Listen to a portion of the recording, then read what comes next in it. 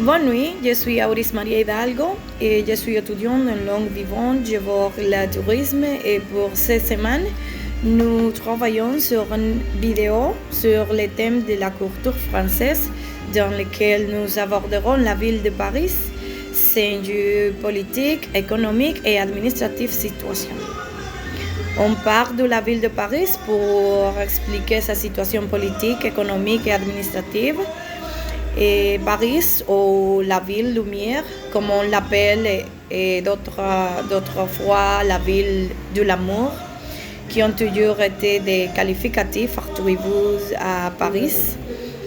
Ville splendide et animée, ville de la mode et des grands gourmets, ville aux larges avenues et aux places splendides, aux monuments et bâtiments historiques, aux meilleurs musées.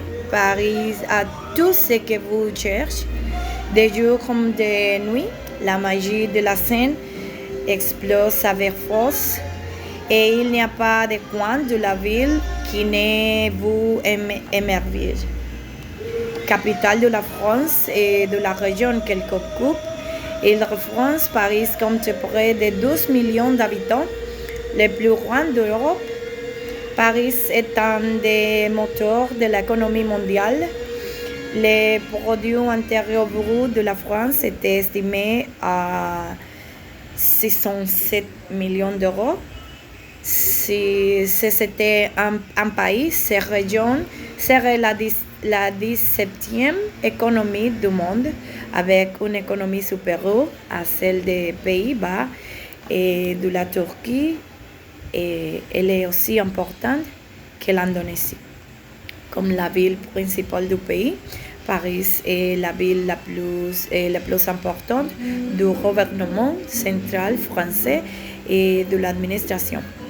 Et les principales représentations diplomatiques étrangères qui sont les plus importantes dans la sphère politique de l'Union européenne. Les pouvoirs exécutifs représentés par le président de la République à son siège à l'Élysée. De son côté, le Premier ministre est ministre dans son bureau de l'hôtel Matignon. Les pouvoirs législatifs et judiciaires de la France sont basés à Paris.